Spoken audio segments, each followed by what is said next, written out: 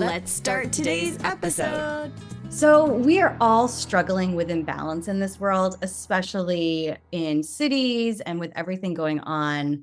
Anytime you go on social media, you're just indebted with so much information in your face.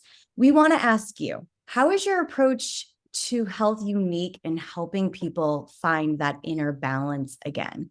First of all, I think a main thing that I do is work to meet people where they are. So it's not going to be something where someone comes in and I say, okay, we're going to do a total 180 here and you have radical changes that you need to make, even if you're, starting from zero.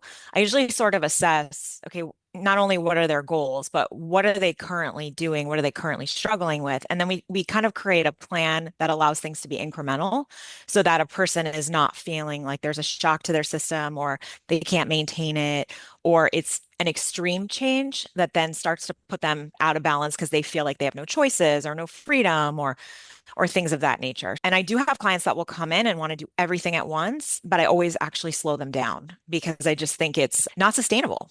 So I think that's the main thing. Yeah.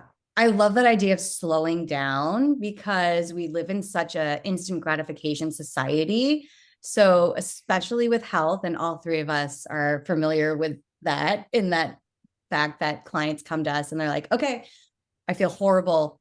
And they expect to feel 1,000 times better by like day three. Exactly. Exactly. So slowing people down and helping them is so important. So let's talk about that, the main idea of what you're doing with the meridians. What knowledge are you gaining? And can you walk us through this approach? Because it sounds so fascinating and I want to learn more about it. Yeah, sure. So it's bioenergetic testing. And basically, what I'm doing is I have it almost looks like a little pen with a tiny little point on the end, doesn't hurt. And I'm touching that point to different points on the hands and feet that relate to acupuncture meridians. So there's a computer that's and a program that's attached to it. So as I touch those points, I'm getting a reading of inflammation in those meridians. And a certain level of inflammation is not necessarily a bad thing because your body's inflaming to heal.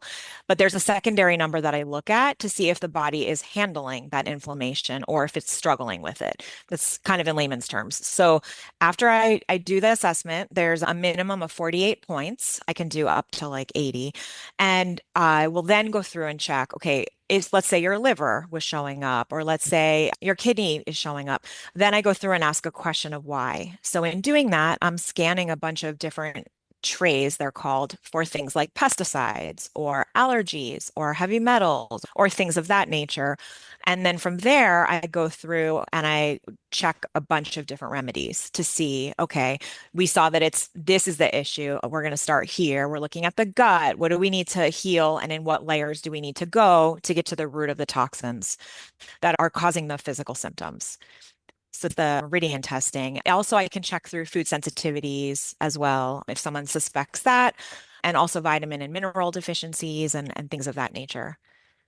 So I'm going to guess that this is why you have detoxing as part of your healing work. Yeah, absolutely. So it's especially when it comes to metals or pesticides, parasites, these are, really common things that I see. So people do have to do a sort of, or Candida too is another one, a detox protocol with that. But I work in layers so that people don't have detox reactions. Like I don't want people to feel like, oh my gosh, the next several months I'm going to feel like garbage. So we work in layers to make sure that the detox pathways, like the liver, the lymph, like things of that nature are open so that when the toxins are asked to come out through herbs and homeopathics and things like that, they have an easy pathway out as opposed to kind of getting stuck. Because when I was detoxing myself many years ago, the practitioner I was working with, I think maybe was working in a different way and I was having detox reactions. So I know how that is and I don't wish that on anyone. So I try to be, as careful that we work slowly. Yeah, been there, detoxed, felt like crap, done that. Like everyone has a story, right? So when you're doing that, how is that applying or working with women's health, right? So we're talking menstrual cycles, fertility, reproductive issues, ovulation, that kind of stuff, bad painful periods.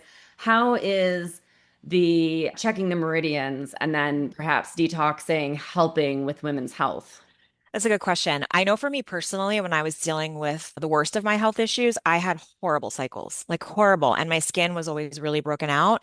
And for me, it went back to my gut and it also went back to my thyroid, which was being stressed by a parasite. And I also had some mercury toxicity. So a lot of times, like underneath, some of those hormonal imbalances, there's a toxin that's, stressing your adrenals or stressing your endocrine system in some way.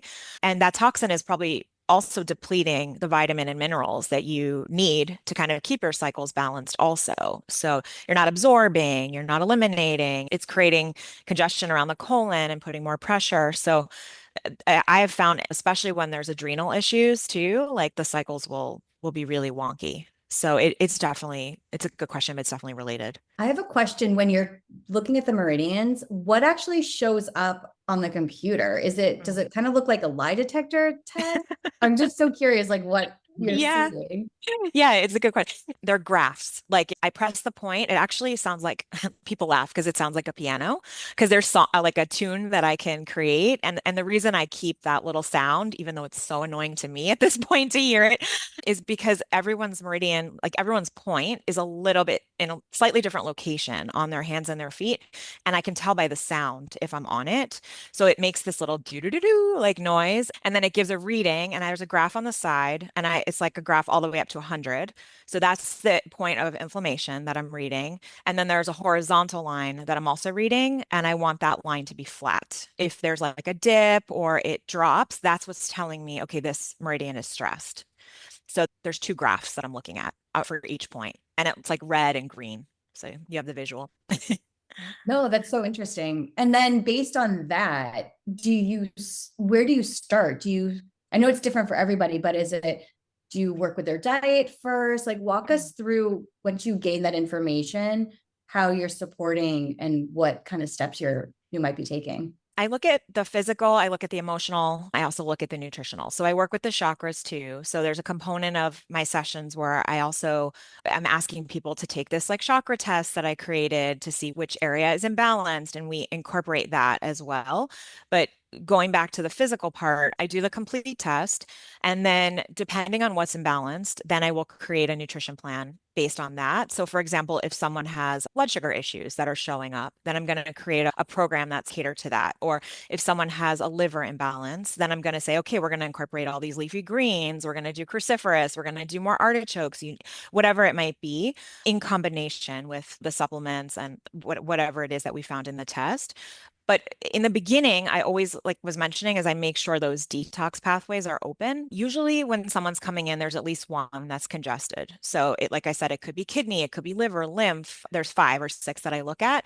So the first thing that I'm doing is I'm making sure their gut is moving. So with a lot of people, it may be that they need probiotics or digestive enzymes, or they may need actual gut lining repair. It could also be that they need drainage remedies, which is what I was mentioning to open up those detox pathways. And then I also check for the vitamin and mineral deficiencies. And then I'm also looking at the adrenals, because if your adrenals are really low, it's very hard to detox.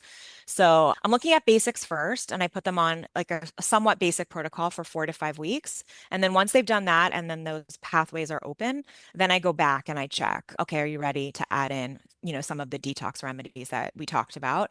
And then we'll add that in. And then the second part of the session, based on the chakra results, and then also like whichever physical area of the body was imbalanced, we'll work on that chakra from a lifestyle perspective. So, for example, if someone showed up, say, with an adrenal imbalance in the testing, and then when they do the chakra test, they show up with root chakra. Well, then, the adrenals directly relate to that root chakra. So we're looking at all of the things that are going on in their life outside of maybe just their physical health that might be impacting their adrenals and that root chakra, and we create a plan for that as well. So looking at, health from several sides, I find is the most helpful in keeping people compliant and getting the results that they need.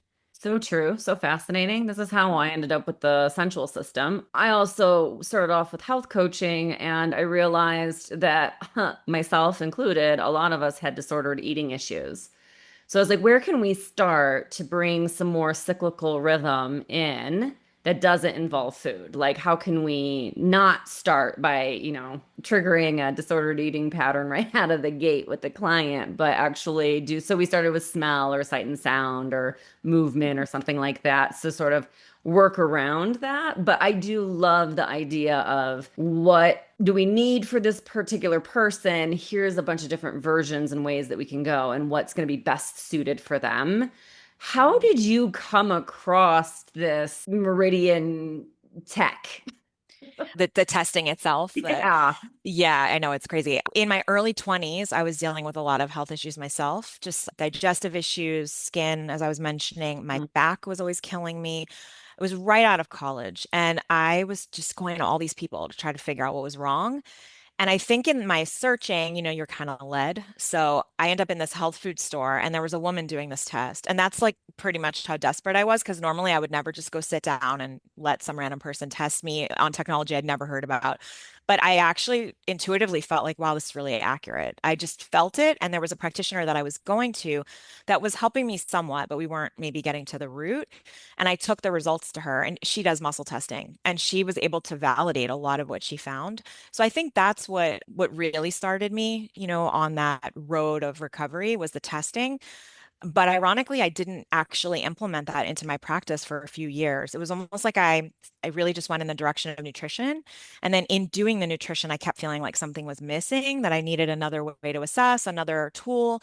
And then it just came back to me. Why are you not doing the Meridian testing? So then I went back for training with that. And that's how that shift kind of came in. I love that. It's so amazing how meeting certain people in our healing journey, I think both of us have similar stories of just meeting that person and having that little story, that memory in your brain that will come up when you're ready for it. I love that.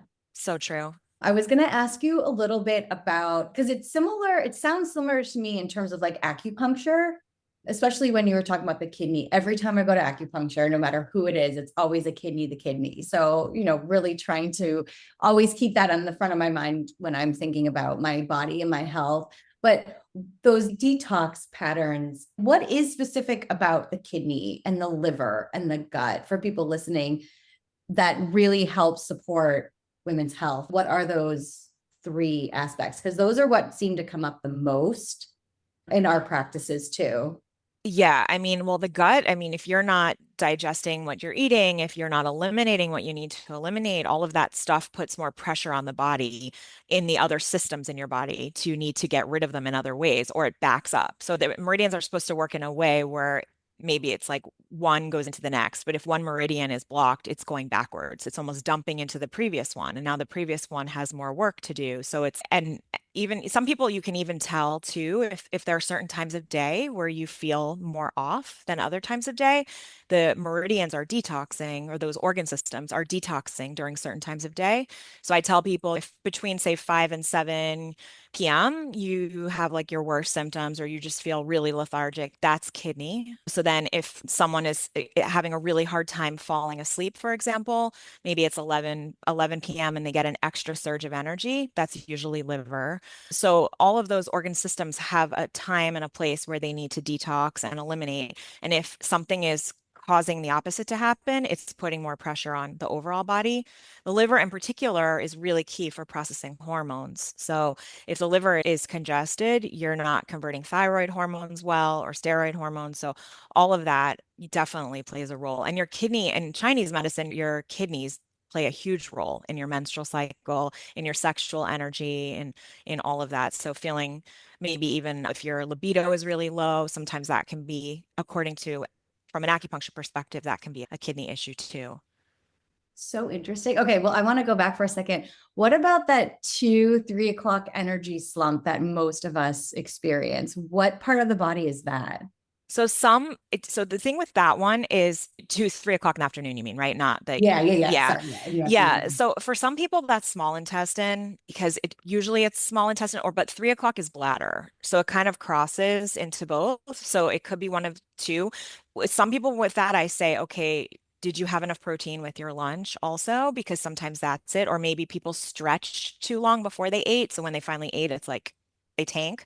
Or it could be small intestine because that kind of is the time zone there too. So some sort of digestive deficiency or an imbalance in their meal, I would say. Or maybe it's like there's been too much caffeine and it just then it hits you, something of that nature. But yeah, I know so many people have that one. Yeah, definitely. And I always say, you've probably been sitting too long. Let's get up, let's move, do That some too. jumping jacks if you can't get outside, go see some sunshine if you can. Yeah. But yeah, I was just curious what part of the body that was too. Yeah, it's a common one for sure. Oh yeah, I definitely remember waking up at the same time like in the middle of the night every night, and like Mm. the third day I was like, okay, what organ is this time of night? And it was lungs, and I was like, okay, all right, I'm gonna go do some Mullen tea for the next couple of weeks. Yeah, yeah, it's like the 3 to 5. Yeah, it's common. And then there's like a lot of people that will complain they get up between like 1 and 3. That's adrenal sometimes. So and then there's the the people that are getting up at the exact same time every night. And I'm like, okay, look up the angel numbers and see what that means because then there's usually some kind of message there. Oh, that's a good one because I definitely was doing that where I was waking up to the minute, the exact same time every night. And Yeah. I might fight it before I looked at my clock, or I might have just woken up and looked at the clock, but I was always looking at the clock at the exact same time. And I was like, okay, Google, There's a message. Yep, there's a message there what do for I need to know about this time at night? Yep, absolutely. So Yep. we did a little business stalking, and something that I'm really interested in hearing more about is this red flower ionic foot soak. Yeah, so it's you soak feet in ionically charged water. So it's basically like a square little bin we use, and then there's something called an array that goes inside. And then you soak your feet, and as you're soaking your feet, the array in contact with your body, in contact with the water, will change colors according to the areas of the body that are kind of in need of detox the most. So some people's will look black, and that's usually liver. Some people's will be like really kind of white and sludgy and like on the top, and that can be lymphatic congestion. It can also be fungal. Then there's like orange that can be in there, which could be inflammation in the joints. So it's a very peaceful thing. Like people just kind of fall asleep or they read but it usually when you're done, you feel lighter. It's a good tool. Do you base your protocols also on what comes up in the water, the different colors? That's a good question. Usually, honestly, I've already tested them when they do that. Most people don't come in the reverse, but actually, there were a couple situations where when I saw it, I was like, we should test you. And because there's a lot coming out here, and this on its own is not going to do it. So, I mean, you can do several a week, and that's really helpful, but most people aren't doing that. So that more needs to happen. I love that. I mean, it makes so much sense, right? To relax and let everything just come out of the feet. That's also, they talk about when you want to, like when my boys have a cold, I put essential oils on the bottom of their feet because it goes into their body faster. Yes. It's Yeah. so interesting because we spend so much time on our feet, especially in New York City, walking everywhere. And that energy is also going all the way down to our feet. I love that. That sounds so peaceful. Yeah. And also like when you're trying to ground your energy, you ground through your feet. So it's very valuable. So with everything that you're and everyone that you're working with, where do you see kind of that switch? I know it's different for everybody, but where in that phase of healing do people start really feeling like themselves again? What kind of switches do you see? Which kind of changes? What kinds of changes are they making? Is that Yeah, like what you what do meant? you Or see kind of shift with that person? Like, is it more energy? Is it better cycle? ah, Like, what are kind of coming out with everything? okay. Yeah, definitely better sleep, definitely more energy. A lot of people will say they're eliminating better, like that they didn't even necessarily realize it was off before, but then they see the difference. Definitely better cycles. I've had quite a number of people. I mean, I'm working a lot with the menopausal people too, so that's a different beast, but especially the people that are coming that are still cycling or I mean, there's huge changes there because whether it's the painful periods or the symptoms that they would have prior to their cycles, that a lot of that is diminished. Some people don't even necessarily realize their cycle is coming, where prior, like they used to have so many warnings and feel so off. So it's a lot of also the energy, I would say, is a big one because most people are really depleted and drained, and their mood is very much affected, and they have lots of cravings, and so a lot of that will shift. Like the salt cravings and the sugar cravings are usually the main imbalances that I see, and that's usually, rectified with support as well. The salt is usually adrenal and kidney, so getting them the right support there, or electrolytes, or things of that nature. So and also too, I think when you feel like you're doing something really great for your body and you feel like you're on the right path, then a lot of other things in your life start to line up in a different way because you have the motivation to deal with them and look at them. So it's like kind of a domino. It's not just their physical body that might feel the benefits, but other areas of their life too. Yeah. Wait, let's jump into perimenopause and menopause for a moment. What are you doing for those women right now in the practice? I know you're kind of starting with the meridians, but what are you seeing the most right now with that clientele, and how are you supporting them? A lot of hot flashes, a lot of people feeling just kind of like down and irritable.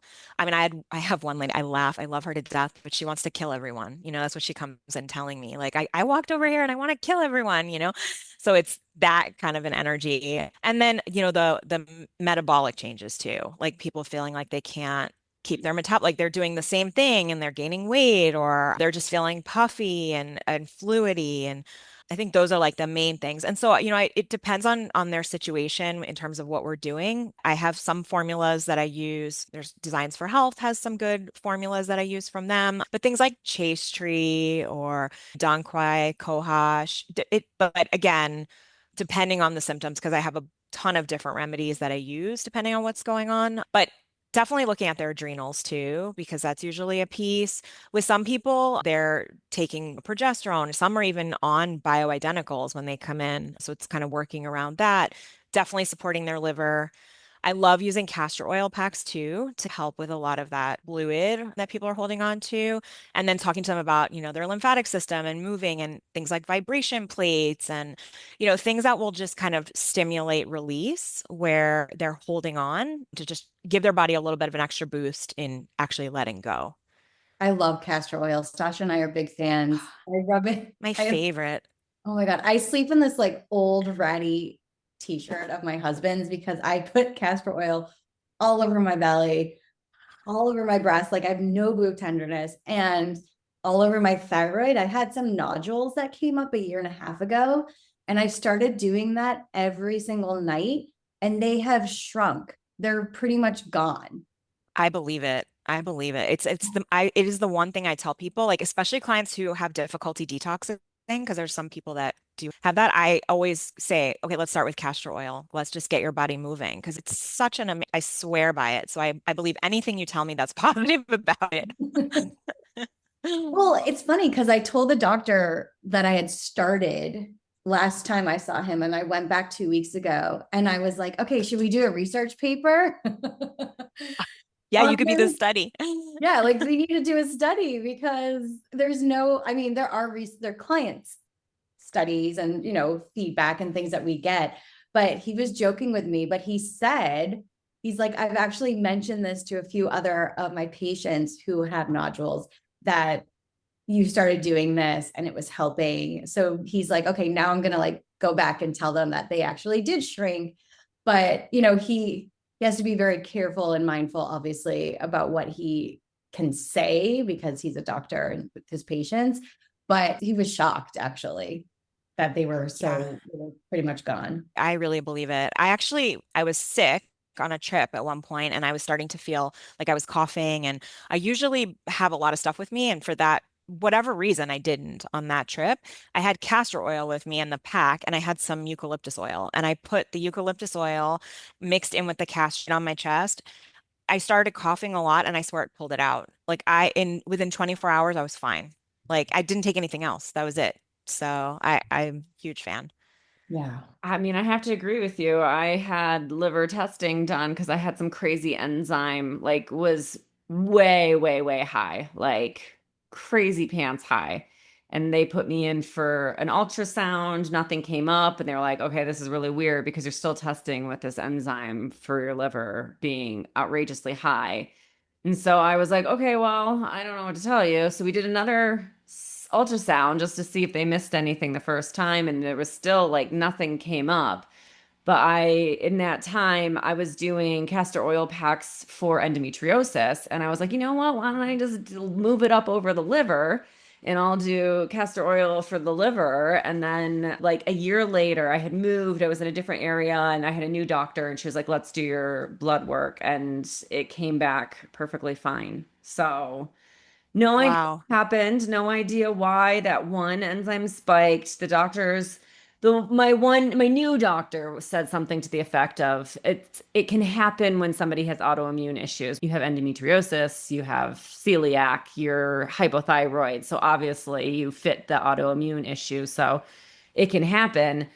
So we'll just keep an eye on it. And if it spikes again, we'll do it. And I was like, well, I think I'll just keep doing my castor oil pack and I'll just rotate liver and then uterus, liver, uterus, liver, uterus. Cause I like the heat over it and everything. And Yeah. I have a hand towel. So when I go to bed, I do it either over my liver or over my uterus, depending on where I am in my cycle. And then I put the heat over it and just fall asleep like that. So So good. It's good for fibroids and stuff too. yeah. It can be helpful. Yeah, definitely have talked to some ladies that had fibroids or cysts as well with Mhm. it. PCOS clients. Yep. And no, I know there's no studies, but over and over and over again, I see fibroids shrinking, disappearing, cysts shrinking, disappearing. We had somebody recently who went in and had a cyst and it was gone. And she was like, I guess I felt a little bit of a cramp during my period, but I didn't really feel like I've had cysts explode before and it was painful and this did not hurt. I didn't even think about it. And they were like, so the doctors were like, I guess it just dissolved.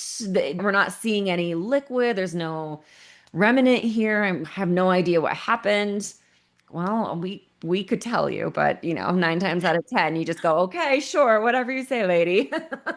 Exactly. Yeah, it's true. So good. So when you are working, are you doing anything for yourself before you're seeing a client? Are you grounding? Are you doing something to just make sure that you're not influencing or affecting or that kind of thing?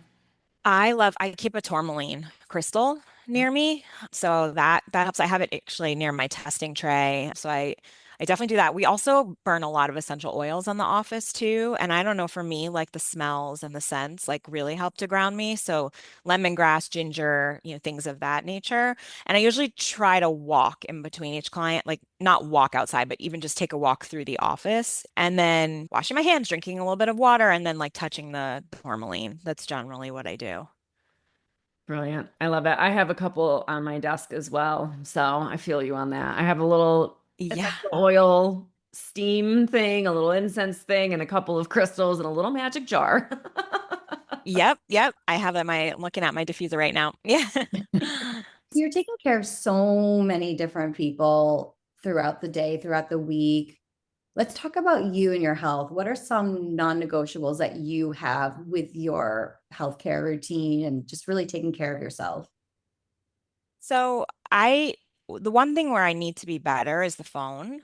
I definitely think that I could do a better job of, my goal is to keep it out of my room entirely after a certain hour and just put it in like kitchen or something. I don't know, just so that I don't look at it. And I even bought a clock so that I couldn't use the excuse that, oh, it's my clock, because it's on airplane mode and the Wi-Fi's off, but it's just the fact that it's there makes me feel like ends up being like one of the first things you do when you wake up. And I don't want that anymore. So I know that's not your question. That's my goal to do better with that. But things that yoga for me is a non-negotiable. I feel the most myself when I do and when I'm practicing. So that one also, just going to the gym and even just like lifting weights a little bit and taking walks.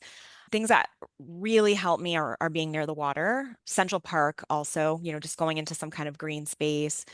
Spending time with my dog is really helpful because he's so playful and like actually demands attention. You can't be doing something else when you're playing with him. He'll take his paw and swat your phone or whatever you're doing. So that he's a character. And just spending time with loved ones are really, I think is really grounding too. I am very good about taking my supplements and my nutrition. When I don't feel like I'm getting like what I normally eat, I feel it in my body. So non-negotiables would be like just going off the rails for like a couple days. I would just feel like garbage. And also things like, trying to get massage like once a month and things like that are really helpful for me too. I love all of that. And I started putting the phone out of my bedroom a while ago, and it was life changing. Ah, And sometimes I'll ask my husband, I'm like, can you just bring the phone in? He's like, are you serious? Like he always is like, wait, because you get mad at me if I bring the phone in. But yeah.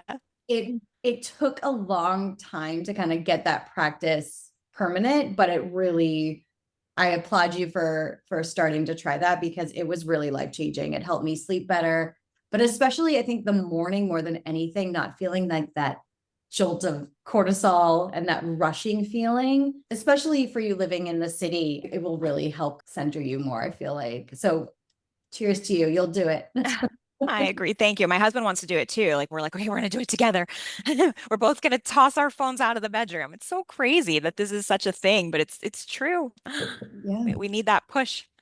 I did that when I lived in New York City and LA. I had a bedside clock and I had my phone Yeah. outside the room. And actually, it's only now living in on a mountaintop in a national forest that I actually have my phone in the room, but I don't wake up and immediately start scrolling with it. I wake up, I take the dogs out, I feed the cats because of course they won't let you live a second if they know you're awake and you haven't fed them. So it's like it's there, but I don't know if it's just being outside the city and not having that constant stimulation that now I don't wake up and first thing start a scroll because there's just other things to do. There's going outside, there's making your coffee, there's enjoying the front deck, there's, enjoying the snowstorm or whatever is happening. But it's funny how I realized that just one day I was like, oh wow, I actually have the phone in the room, which I haven't done in a really long time. And I'm not like waking up and scrolling.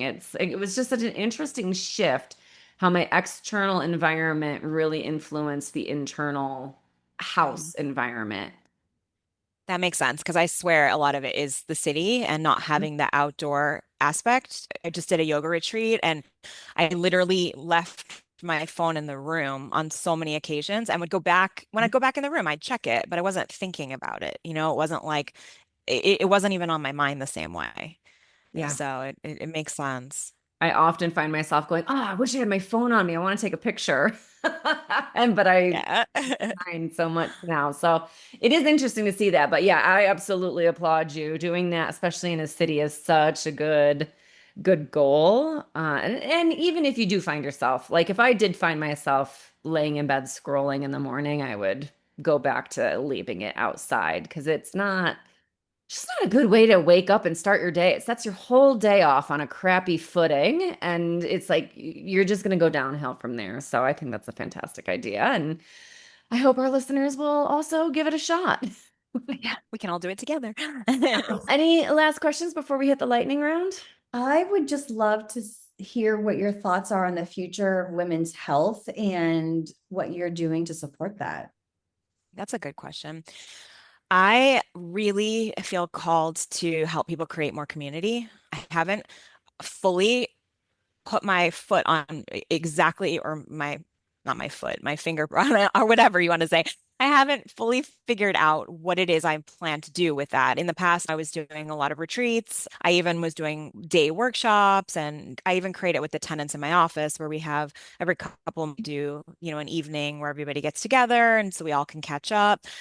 I really just feel like that is so needed right now that people feel isolated. They feel like they want to connect with more like-minded people. They want to have meaningful conversations. They want to be face to face with people. And if nothing else, COVID taught us that. But I do feel that now more than ever, people are too much with their phones. And I even see it in the city that people don't even make eye contact. They're walking, looking down at their phone. And like I said, just being on the retreat that I was on a couple days ago, it was just a lot about just chatting with people and sitting at meals and getting to know people and connecting with people you never would have connected with. And even if you never see those people again, it fills your heart in a different way because you were conversing, you were connecting. And so I know that for me, that will definitely be something that I will be really delving more into and how I can create community more for people in an easy way. And then also, I really feel called to work with caregivers. I've been in a situation where I've had to care for people and I know the challenges with that. So I think that at some point I will also be trying to support more people that are in the caregiving world, so a lot of women especially. I just feel like, isolation, loneliness, and not connecting, all of that really does affect your system and just them feeling like you're connected to your life. So I would love to help people more with that. We couldn't agree more. And that's such a beautiful way to end this conversation because Mhm. community is everything. I just got back from a family reunion and haven't been able to like stop smiling after we haven't been together in so long. But community and I wish we were like in the same room someday. Yeah. But so, so important. So thank you for talking about that and highlighting that because it's something we don't talk enough about is the Yeah, community aspect. It really is. it's so important. Yeah. So before we do our fun lightning round, tell us where people can find you and if there's anything that you want to share with our listeners about maybe a free gift or anything like that. Sure. My website is mindfulhealth.biz, B-I-Z. And then my Instagram is mindfulhealthnyc. You can DM me, you can email me, you can call the office. My office is in New York City, as I were saying, but I do work virtually with people. I have quite a number of clients that are not actually in person. So, and then I also offer one-on-one to two-person retreats at a lake house where we customize the curriculum, and you can find that on my website. And then hopefully soon I'll do a group retreat if people are interested in that as well. And then for any listeners, any service that you sign up for, I can offer 10% off of the initial consultation or whatever service you choose. And then if you're not sure where to start, reach out to me and I can help you. Awesome. Okay, so now we're going to do a fun little lightning round. Go with your gut. The first thought, share it with us. Okay. And Stasha, do you want to kick it off? Sure. What is your number one go-to self-care activity when you're super stressed out? Yoga. I know I already said it, but yoga. Yeah. So Your sauna. favorite? We'll say sauna if I can have a second answer. Yeah. I mean, oh, that would be so smart to have. I mean, I know there's hot yoga, but I would love to just do a regular yoga class and then go sit in the sauna. Yes, I agree. I agree. The hot yoga sometimes is a little too much for me, but I love doing yoga and then doing like a 20 that actually when I practice at home, that's what I do. I do the yoga and then I do like a 20-minute sauna and it's amazing. Oh my God. Yes. Okay. What's your favorite book? Lately, I'd say recently, it's a book by Roxy Nafusi called Manifest. It just really resonated a lot of the mental things that she was saying and the practices. And so at the moment, that one's my favorite. Ooh, I have to check it out. That sounds good. I'm gonna have to check that out too. It's What? it's a good one. And she came out with a second one that's like Manifest in Action. So it's like a continuation. I haven't done that one yet, but they're both good. All right, I'm on it. What's Hmm. one thing you can't live without? My dog. Same. What's your favorite snack? Popcorn, even though I won't let myself because I'm like allergic to corn. So and it's just terrible for your gut but I love it. So sometimes I'll have it and I'm like, okay, this is my one time and I have to really take a break or I feel it. Oof. Yeah, popcorn's kind of my go-to. Air Oh, I love pop, it. toss in some grass-fed butter, a little nutritional yeast. Yes. Yes. Like I even eat it in a healthy way, but I'm like, oh, I wish it didn't affect me because I love it so much. Yeah, I feel you on that one. What's your guilty pleasure? Reality TV. Embarrassing. I can't believe I say it out loud, but it's true. Wait, which show? I'm curious. I watch too many of the Housewives, a lot of like Bravo, how Love is Blind and Below Deck. But then I watch like the home building shows too. And honestly, I just like the real stories. So So fun. If you could live anywhere and price doesn't matter, where would you move? Italy, Tuscany. But although I really love the water, so maybe a different part of Italy, but I mean, I know parts of Tuscany are on the water, but Italy, just anywhere probably. What's your favorite season? Ah, funny that this one's hard for me. I used to always say fall, but lately spring. The flowers that bloom, you wouldn't picture that New York City would be a place where a lot of stuff blooms, but it is an explosion of pink and white and the tulips, and so I think in the city it's spring. Your most loved and most hated food? Oh, my most loved popcorn probably, or like something salty, crunchy, like I just love. Although I really love like strawberries, and I'd say strawberries too. But my most hated, I hate beets, strangely. I hate them. And I hate avocado. And I know most people are like, "What?" I don't like it. I know people who don't like avocado. It's not as rare as the avocado toast generation makes it sound, but Yeah, I hate it. Also, I think I'm sensitive, so that's probably why, but I don't even like the taste. yeah. What's your favorite movie? Wow. It's funny. I really loved at the time, I can't believe I'm saying this now because I don't know if this is the present day answer, but what came up is Under the Tuscan Sun. Not just because it was in Italy, but it was with Diane Lane, and there were just so many messages in that movie that were kind of under the surface that when you go back and watch it, it has a lot of meaning. I really liked it. Such a good movie. Yeah, I loved it.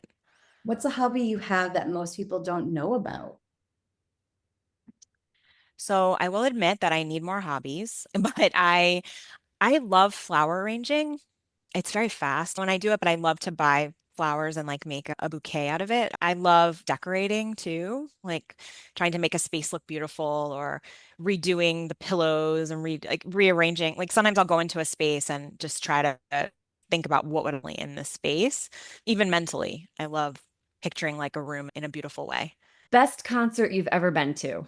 Years ago, I went to a concert. It was Bruno Mars and Pharrell, and like there was like a bunch of people, and I don't know, just that combination. They were so good that night, and I didn't even realize how many Pharrell songs I knew. And I was like, wow, this is really good.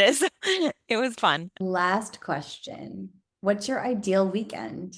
Being near the water, taking a yoga class, having like great conversation, like whether that's dinner with my husband and friends, or especially like having a meal outside with a beautiful view, taking a nice walk and the weather's perfect. Sometimes going to a farmer's market too and buying all this fresh stuff and knowing how amazing it's going to taste. Getting really good rest. Yeah, I think, and then maybe watching something great or something like that. Oh, that sounds so relaxing. I love it. Thank you so much for being here today. Loved getting to learn more about how you're supporting women and your work and a little bit more about you. So thank you so much. And definitely can't wait to see you in New York. Yes, thank you both for having me. It was so nice to chat with you guys and it was really fun. And yeah, I would love anytime you guys are in New York, let me know. I would love to meet up with you. Well, thank you everyone for listening, and we will see you next time. Bye for now. A big shout out and thank you to our sponsors for today's episode, Period Coaching School and Katie Bresek Wellness. Thanks to you, our favorite bestie, for listening to the Period Besties podcast, where no topic is TMI. And of course, share this episode with your besties. Remember to leave us a 5-star review, nothing less than the best for us besties, and subscribe wherever you listen to podcasts. You can follow us on Instagram at Stasha Washburn and at Katie Bresak, or email us at periodbestiespodcast@gmail.com. Check out more about us at katiebresak.com and periodcoachingschool.com. And of course, check the show notes for free goodies and extras that support this episode. We'll see you on the next episode. Bye for now, besties.